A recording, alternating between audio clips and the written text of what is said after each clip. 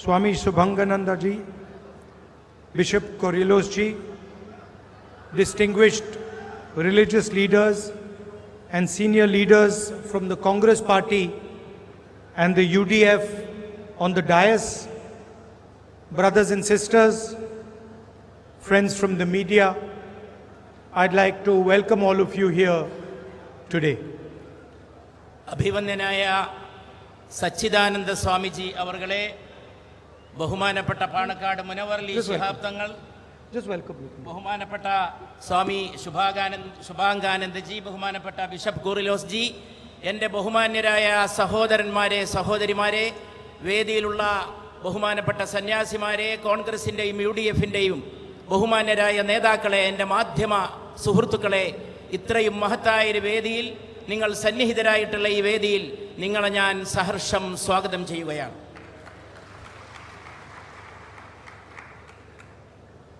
It's an honor for me to come here and be part of this function that commemorates the meeting of two giants. രണ്ട് മഹാപുരുഷന്മാരുടെ സംഗമത്തെ അനുസ്മരിക്കുന്നതിനും അത് ആഘോഷിക്കുന്നതിനും വേണ്ടിയുള്ള ഈ മഹത്തായ സമ്മേളനത്തിൽ വരാൻ സാധിച്ചത് എനിക്കൊരു ബഹുമാനമായിട്ട് ഞാൻ പരിഗണിക്കുകയാണ്. Sri Narayana Guruji and Mahatma Gandhi ji. Sri Narayana Guru, Mahatma Gandhi. And while the speeches were going on, I was sitting there thinking about what I should say. I started to wonder what the scene would have been like when Mahatma Gandhi and Narayana Guruji met. ഞാനിവിടെ നടന്ന പ്രസംഗങ്ങളൊക്കെ സാഗൂതം ശ്രദ്ധിക്കുകയായിരുന്നു. എത്രമാത്രം വശ്യമായിട്ടുള്ള കൂടിക്കാഴ്ചയായിരിക്കും ശ്രീനാരായണ ഗുരുവും മഹാത്മാഗാന്ധിയും തമ്മിൽ സംഭവിച്ചിട്ടുണ്ടാവുക എന്നീ വേദിയിലിരുന്ന് ഞാൻ ഓർക്കാൻ ശ്രമിച്ചു. And I thought to myself, they must have met in a simple place. എങ്ങനെയായിരിക്കും അവരുടെ കൂടിക്കാഴ്ച എന്ന് ഊഹിച്ചപ്പോൾ അത് ലളിതമായിരിക്കും, സരളമായിരിക്കുമെന്ന് എനിക്ക് തോന്നി. ലളിതമായ ഒരു സ്ഥലത്തായിരിക്കും തീർച്ചയായും ആ കൂടിക്കാഴ്ച നടത്തിയിട്ടുണ്ടാവുക. Not a huge house, വലിയൊരു വീടായിരിക്കില്ല. not a lot of wealth, വലിയ സമ്പന്നരായിരിക്കില്ല അവിടെ സമ്മേളിച്ചിട്ടുള്ളത്. no fancy things in the room. അവിടെ എന്തെങ്കിലും വിനോദാത്മകമായിട്ടുള്ള കാര്യങ്ങൾ ആ മുറിയിൽ ഉണ്ടായിരിക്കില്ല. The room must have been quite simple. ആ മുറി പോലും വളരെ ലളിതവും സുന്ദരവുമായിരിക്കും. Then I thought, what would they have discussed? എന്തായിരിക്കും അവർ സംവദിച്ചിട്ടുണ്ടാവുക? And I realized a strange thing. I realized that it is very easy to understand what they must have discussed, even though this conversation took place 100 years back. 100 കൊല്ലം മുമ്പാണ് ഈ സംവാദം, ഈ സംഭാഷണം നടന്നതെങ്കിലും എന്താണ് അവർ ചർച്ച ചെയ്തിട്ടുണ്ടാവുക എന്നുള്ളത് ഊഹിക്കാനും മനസ്സിലാക്കാനും വളരെ എളുപ്പമാണ് എന്ന് എനിക്ക് തോന്നി. In fact, there is only one thing they could have discussed. അവർക്ക് ഒറ്റ കാര്യമേ ചർച്ച ചെയ്യാൻ ഉണ്ടാവുകയുള്ളൂ. Truth and non-violence. സത്യം, അഹിംസ. And whatever they said to each other would have been said in that frame. അവർ പറഞ്ഞ എല്ലാ കാര്യങ്ങളും ഈ രണ്ട് തത്വപ്രമാണങ്ങളുടെ ഒറ്റ ക്യാൻവാസിൽ, ഒറ്റ ചിത്രത്തിൽ ഒതുക്കാവുന്നതാണ് എന്ന് എനിക്ക് തോന്നുന്നു. And then I thought to myself, how strange. എത്ര വിചിത്രം. When giants meet, they are both humble.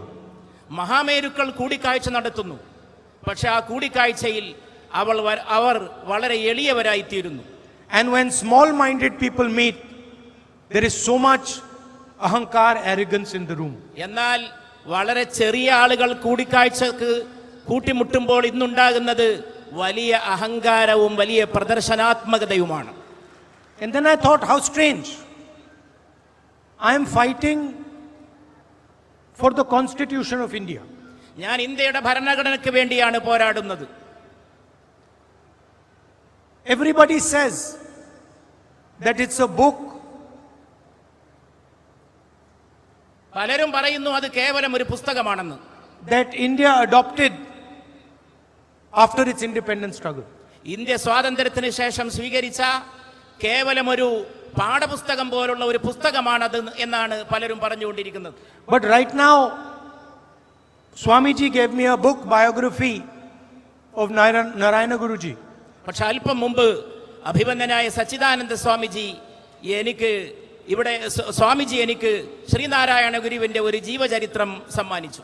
And before that, Venugopal ji translated the prayer that Narayana Guruji made.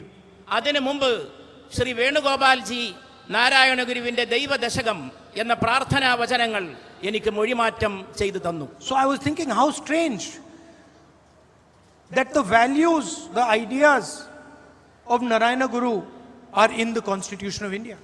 അപ്പോഴാണ് എനിക്ക് വളരെ അത്ഭുതകരമായി വിചിത്രമായി തോന്നുന്നത്, എത്രമാത്രമാണ് നാരായണ ഗുരുവിന്റെ തത്വങ്ങൾ ഇന്ത്യയുടെ ഈ ഭരണഘടനയുടെ ഉള്ളടക്കത്തിൽ അടങ്ങിയിട്ടുള്ളത് എന്ന പരമാർത്ഥം. The Constitution says, love and respect the weak. Narayana Guruji said, love and respect the weak. ഭരണഘടന പറയുന്നു സ്നേഹിക്കുക, പരസ്പരം ആദരിക്കുക. നാരായണ ഗുരുവും ഉദ്ഘോഷിച്ചു സ്നേഹിക്കുക, പരസ്പരം ആദരിക്കുക. The Constitution says, do not crush those who are weaker than you. Give space to every single being. Narayana Guruji said that. ഭരണഘടന പറഞ്ഞു അവശരായിട്ടുള്ളവരെ, താഴേക്കടയിലുള്ളവരെ അവഗണിക്കരുത്, അവരെ പരിഗണിക്കണം, അവരെ സഹായിക്കണം. ശ്രീനാരായണ ഗുരുവും അത് തന്നെ പറഞ്ഞു, അവശരെ പരിഗണിക്കണം, അവരെ ചേർത്ത് പിടിക്കണം. I opened the book and I read 5 minutes. I read a little story about mangoes being stolen from the ashram. ആശ്രമത്തിൽ നിന്ന് മാമ്പഴം മോഷ്ടിക്കപ്പെട്ട ഒരു സംഭവമാണ് ഈ പുസ്തകം തുറന്നു നോക്കിയപ്പോൾ ആദ്യമായിട്ട് എന്റെ കണ്ണിൽപ്പെട്ടത്. There was some mangoes in the ashram and somebody stole them. ആശ്രമത്തിൽ കുറച്ച് മാമ്പഴം ഉണ്ടായിരുന്നു, ആരോ അത് മോഷ്ടിച്ചു. Narayana Guruji was not at the ashram. Narayana Guru ആശ്രമത്തിൽ ഉണ്ടായിരുന്നില്ല. And the disciples got very angry and called the police, and the police identified the thief. ശിഷ്യഗണങ്ങൾ അതിൽ വളരെ ഉത്കണ്ഠാകുലരായി, അവരതിൽ രോഷാകുലരായി. അവർ പോലീസിനെ അറിയിച്ചു. പോലീസ് മോഷ്ടാവിനെ പിടികൂടാൻ തയ്യാറായി. And the policeman was going to really brutalize the thief, be very violent towards the thief. മോഷ്ടാവിനോട് വളരെ പരുഷമായും വളരെ അക്രമപരമായും പെരുമാറാൻ പോലീസുകാർ തുനിയുകയായിരുന്നു. And what did Narayana Guruji say? He said, I'm not going to come to the ashram. I'm not going to come back to the ashram. Narayana Guru അതിനോട് പ്രതികരിച്ചത് ഇങ്ങനെയായിരുന്നു, ഞാൻ ഇനി ആശ്രമത്തിലേക്ക് തിരിച്ചു വരുന്നില്ല എന്ന്. Because I do not accept violence being done to the thief. കാരണം മോഷ്ടാവിനോട് പോലും നടത്തുന്ന ഈ ഹിംസയെ എനിക്ക് അംഗീകരിക്കാൻ സാധിക്കില്ല എന്നാണ് ശ്രീനാരായണ ഗുരു അന്ന് പറയുകയുണ്ടായി. There must be a reason why he has stolen. അങ്ങനെ ആ മോഷ്ടാവ് മോഷ്ടിച്ചിട്ടുണ്ടെങ്കിൽ അതിനെന്തെങ്കിലും കാരണം കാണും എന്നും ശ്രീനാരായണ ഗുരു പറയുകയുണ്ടായി. We can explain to him നമുക്ക് അദ്ദേഹത്തിന് പറഞ്ഞു കൊടുക്കാം his mistake, but why beat him or kill him? അദ്ദേഹത്തിന്റെ തെറ്റ് അദ്ദേഹത്തെ ധരിപ്പിക്കാമെന്നല്ലാതെ അദ്ദേഹത്തിന് എന്തിനെ ആക്രമിക്കണം, പ്രഹരിക്കണം എന്ന് ശ്രീനാരായണ ഗുരു ചോദിച്ചു. So the Constitution has forgiveness. Narayana Guruji has forgiveness. വിട്ടുവീഴ്ചയും മാപ്പ് നൽകലും ആണ് ഭരണഘടനയുടെ അന്തസ്സത്തയെങ്കിൽ അത് തന്നെയല്ലേ ഗുരുദർശനത്തിന്റെയും അന്തസ്സത്ത എന്ന് നാം ചിന്തിക്കേണ്ടിയിരിക്കുന്നു. In fact, I was thinking that even if Narayana Guruji and Mahatma Gandhi ji had come, sat down in the same room and said nothing, they would understand each other. Narayana ഗുരുവും ശ്രീ മഹാത്മാഗാന്ധിയും അന്ന് ആശ്രമത്തിൽ വന്ന് പരസ്പരം കണ്ട് ഒന്നും പറയാതെ പരസ്പരം മിണ്ടാതെ മൗനികളായി തിരിച്ചു പോയിരുന്നുവെങ്കിലും ഇതേ കാര്യങ്ങൾ സംഭവിക്കുമായിരുന്നു, അവർക്ക് ഇതേ കാര്യങ്ങൾ മനസ്സിലാക്കാൻ കഴിയുമായിരുന്നു എന്നാണ് ഞാൻ വിചാരിക്കുന്നത്. Because what they are discussing is the truth, and the truth is simple. There is nothing complicated about it. കാരണം അവർ ചർച്ച ചെയ്തത് സത്യത്തെക്കുറിച്ചാണ്. സത്യം സരള സുന്ദരമാണ്, അതിന് സങ്കീർണതകൾ വശമില്ല. And that's why I view the Constitution not as a book that was written post-independence, but a book that carries the wisdom of our country, of India. അതുകൊണ്ടാണ് ഞാൻ പറയുന്നത്, സ്വാതന്ത്ര്യാനന്തരം എഴുതപ്പെട്ട ഒരു പുസ്തകം മാത്രമല്ല ഇന്ത്യയുടെ ഭരണഘടന, അത് ഇന്ത്യയുടെ മഹത്തായ തത്വങ്ങളുടെയും പ്രമാണങ്ങളുടെയും ശേഖരമാണ്, അതിന്റെ പ്രതീകമാണ്. അതാണ് ഭരണഘടനയെക്കുറിച്ച് നാം മനസ്സിലാക്കേണ്ടത്. And in the prayer, Narayana Guruji says, take us away from darkness, take us towards knowledge. തമസ്സിൽ നിന്ന് ജ്യോതിസിലേക്ക്, പ്രകാശത്തിലേക്ക് നയിക്കണമേ എന്ന പ്രാർത്ഥനയാണ് Narayana Guru ഉരുവിടുകയുണ്ടായത്. And today we see in our politics, we see in international relations, everybody is running towards darkness and away from knowledge. ഇന്ന് രാഷ്ട്രീയത്തിൽ മാത്രമല്ല രാജ്യാന്തരമായിട്ടുള്ള സ്ഥിതിവിശേഷത്തിലും ആളുകൾ ഇരുട്ടിലേക്ക് കൂപ്പുകുത്തുന്നതും അതിലേക്ക് ഓടിച്ചെല്ലുന്നതുമാണ് നാം കണ്ടുകൊണ്ടിരിക്കുന്നത്. There is no attempt to understand the other person. You just bomb and kill the other person. മറ്റുള്ളവനെ അവരനെ മനസ്സിലാക്കാനുള്ള ഒരു ശ്രമവും ഇന്ന് നടക്കുന്നില്ല. അവരന്റെ മേൽ ബോംബ് വർഷിച്ച് അവനെ തകർക്കുകയല്ലാതെ അവനെ മനസ്സിലാക്കാനോ അവനെ ഉൾക്കൊള്ളാനോ ഉള്ള ഒരു ശ്രമവും നമുക്ക് കാണാൻ സാധിക്കുന്നില്ല. It is the same in our politics. അത് തന്നെ നമ്മുടെ രാഷ്ട്രീയത്തിലും നടക്കുന്നു. You don't agree with someone, so you attack that person, you're violent towards that person. ഒരു മനുഷ്യനെ നിങ്ങൾക്ക് മനസ്സിലാക്കാൻ കഴിയാതെ വരുമ്പോൾ നിങ്ങൾ അയാളെ ആക്രമിക്കുന്നു, നിങ്ങൾ അയാൾക്കെതിരെ പകയോടുകൂടി പെരുമാറുകയും ചെയ്യുന്നു. And really this is what Narayana Guruji was against. ഇത് തന്നെയാണ് ശ്രീനാരായണ ഗുരു എതിർത്ത കാര്യങ്ങൾ എന്ന് നാം And മനസ്സിലാക്കണം. this is what Gandhiji fought and died for. ഇതിനു വേണ്ടിയാണ് ഗാന്ധിജി നിലകൊണ്ടതും ഗാന്ധിജി രക്തസാക്ഷിത്വം വരിച്ചതും എന്നും നാം മനസ്സിലാക്കണം. So if we are serious about Narayana Guruji and we are coming and speaking at this forum, then we should be serious about his ideas. നാം യഥാർത്ഥത്തിൽ നാരായണ ഗുരുവിനെയും മഹാത്മാഗാന്ധിയെയും ഗൗരവത്തിലെടുക്കുന്നുണ്ടോ? അവർ രണ്ടുപേരെയും നമ്മൾ ഗൗരവത്തിലെടുക്കുന്നുണ്ടെങ്കിൽ അവരുടെ തത്വങ്ങളും ജീവിത സിദ്ധാന്തങ്ങളും ദർശനങ്ങളും ശിരസാ വഹിക്കാനും അതിനെ ഏറ്റെടുക്കാനും അതിനെ പ്രാവർത്തികമാക്കാനുമാണ് നാം യഥാർത്ഥത്തിൽ തയ്യാറാകേണ്ടത്. It is easy to come and put flowers in front of the statue of Narayana Guruji. Narayana ഗുരുവിന്റെ പ്രതിമയുടെ മുമ്പിൽ വന്ന് പുഷ്പാർച്ചന നടത്താൻ എളുപ്പമാണ്. Anybody can do it. ആർക്കും അത് ചെയ്യാനാവും. Question is, are you ready to follow the path that he followed? പക്ഷെ അടിസ്ഥാന പ്രശ്നം അതല്ല. ഗുരുവിന്റെ തത്വങ്ങളും ആ തത്വങ്ങൾ വിരിച്ച പാതയും സ്വീകരിക്കാനും അതിലൂടെ സഞ്ചരിക്കാനും നമ്മൾ തയ്യാറുണ്ടോ എന്നുള്ളതാണ് അടിസ്ഥാനപരമായി. Are you ready to be kind towards those that hate you?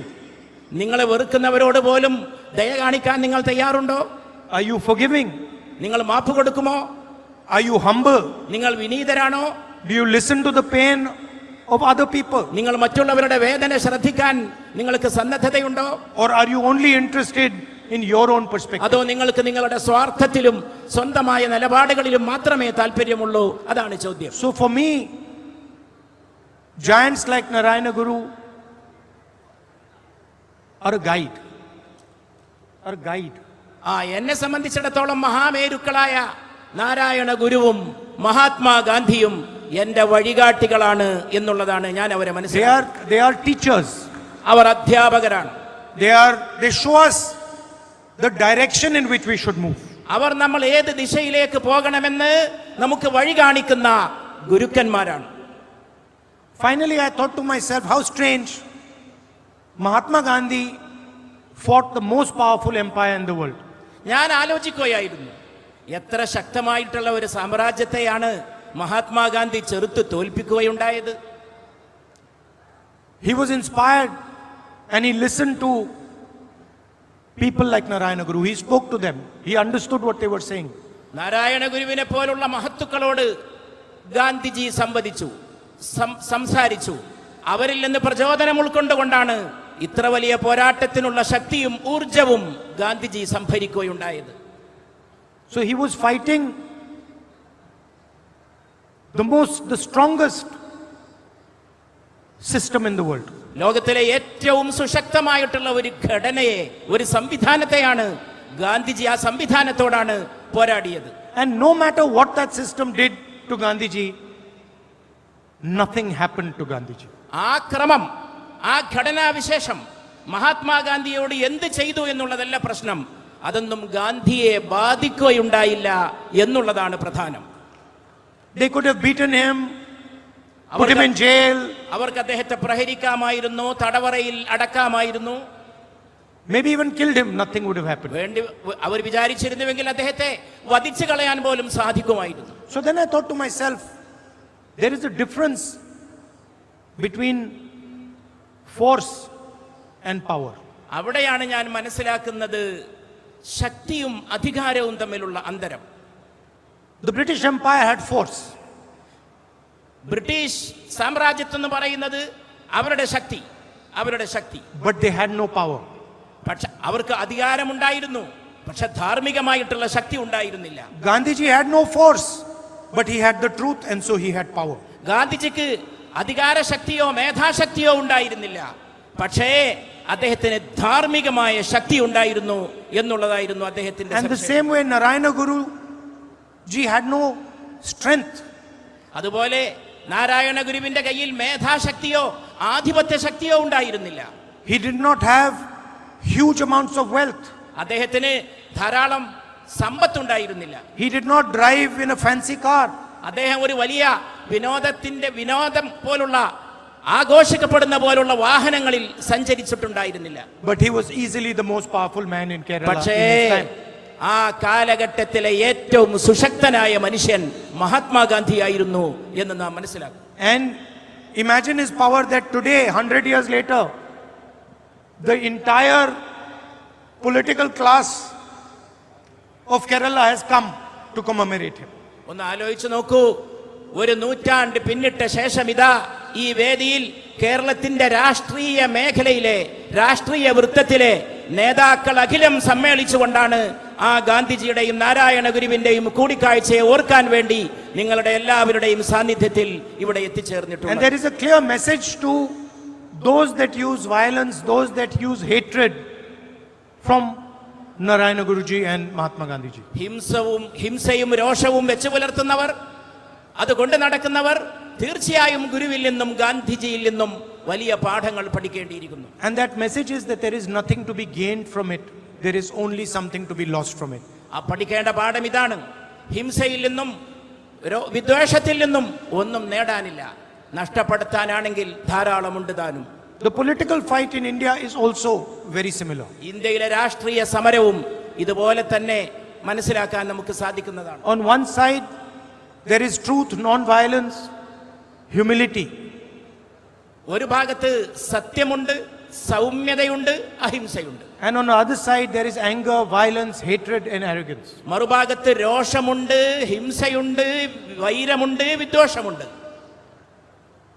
Those with violence, those with anger might have force, but they have no power. രോഷമുള്ളവർക്ക്, വിദ്വേഷമുള്ളവർക്ക് പല രീതിയിലുള്ള ശക്തിയും അവരുടെ കയ്യിലുണ്ടായിരിക്കാം, പക്ഷേ അവർക്കൊരിക്കലും ഗാന്ധിജിയെ പോലുള്ളവർ കൈവശം വെച്ചിരുന്ന ആധാർമികമായിട്ടുള്ള ശക്തിയോ ആന്തരികമായ ശക്തിയോ അവരുടെ കയ്യിലില്ല. Because the spirit of people like Narayana Guruji, the spirit of people like Mahatma Gandhi ji, and in fact the spirit of India is fundamentally based on the idea of truth and non-violence. അതുകൊണ്ട് ഞാൻ പറയാൻ ആഗ്രഹിക്കുന്നത്, നാരായണ ഗുരുവിന്റെ അകത്തുണ്ടായിരുന്ന ആന്തരിക ദീപ്തി അത് ഇന്ത്യയുടെ അന്തഃസത്തയുടെ ദീപ്തിയാണ്.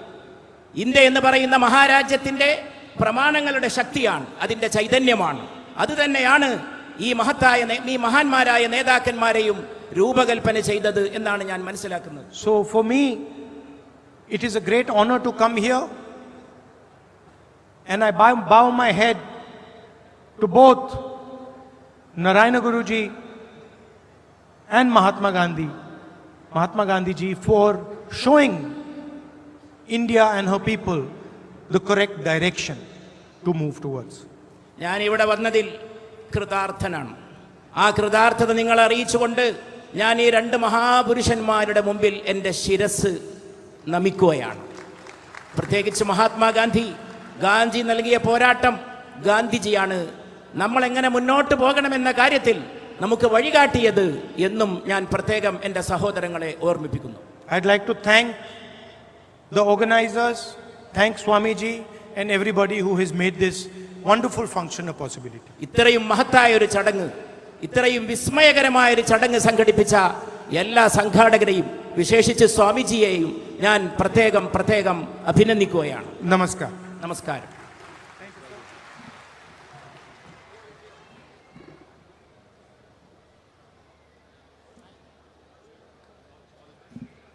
ഈ ഒരു മഹത്തായ ചടങ്ങ് സംഘടിപ്പിക്കുവാൻ ശിവഗിരി മഠം എടുത്ത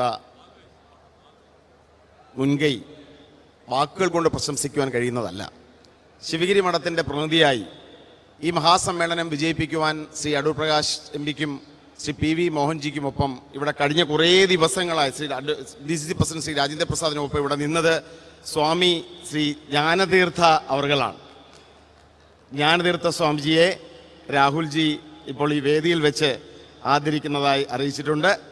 ആദരവ് ഏറ്റുവാങ്ങുവാൻ ജ്ഞാനതീർത്ഥ സ്വാമികളെ ക്ഷണിക്കുന്നു.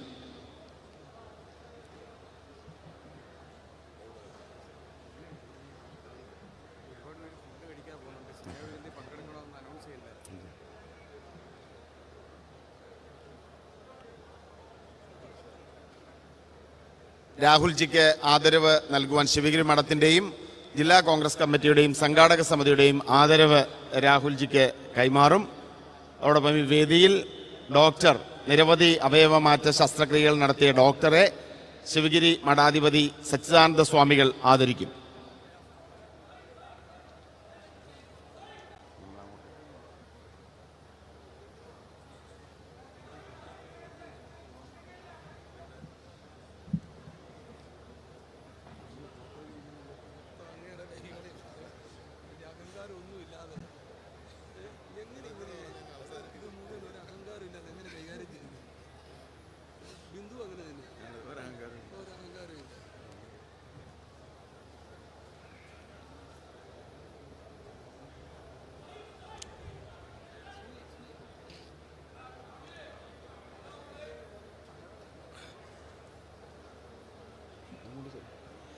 ആദരണീയരായ നിരവധി മഹാവ്യക്തിത്വങ്ങൾ ഈ യോഗത്തിൽ ഇന്ന് വന്നിട്ട് ചേർന്നിട്ടുണ്ടായിരുന്നു. രാഷ്ട്രീയ വ്യക്തിത്വങ്ങൾ കേരള പ്രദേശ് കോൺഗ്രസ് കമ്മിറ്റിയുടെ മുൻ അധ്യക്ഷൻ ശ്രീ എം ഹസൻ അവർകൾ, ശ്രീ ബെന്നി ബെഹനാൻ അവർകൾ, AICCയുടെ സെക്രട്ടറിമാർ, ആദരണീയായ general secretary Shrimati Deepa Das Munshi, Shri PV Mohan, Shri Sandeep BM Sandeep, അതോടൊപ്പം തന്നെ മതമേലധ്യക്ഷന്മാർ reverend doctor Oommen George bishop, ആദരണീയരായ മറ്റ് ശിവഗിരി മഠത്തിലെ നിരവധി സന്യാസി ശ്രേഷ്ഠന്മാർ, കൊല്ലത്തിൻ്റെ ആദരണീയനായ മേയർ ശ്രീ AK ഹഫീസ്, ശ്രീ കമറുദ്ദീൻ മൗലവി, ശ്രീ AK ഉമ്മർ മൗലവി, മുഹമ്മദ് റാഫി, ശ്രീ ഹുസൈൻ മന്നാനി, ശ്രീ മുഹമ്മദ് അലി, ഷാഫുൽ അബ്ദുൽ ജവാദ് മന്നാനി, അതോടൊപ്പം തന്നെ ശിവഗിരി മഠത്തിലെ നിരവധി സന്യാസി ശ്രേഷ്ഠന്മാർ, കേരള പ്രദേശ് കോൺഗ്രസ് കമ്മിറ്റിയുടെ നിരവധി ഭാരവാഹികൾ, MP Mar, MLA Mar, Shri Rajmohan MP, അതോടൊപ്പം നന്ദി രേഖപ്പെടുത്തുവാൻ ഇവർക്കെല്ലാം നന്ദി പ്രകാശിപ്പിച്ചുകൊണ്ട് ആദരണീയനായ ഈ ഒരു പരിപാടിയുടെ മുഖ്യ സംഘാടകനായി ഇവിടെ നിറഞ്ഞു നിന്ന കൊല്ലം ജില്ലാ കോൺഗ്രസ് കമ്മിറ്റിയുടെ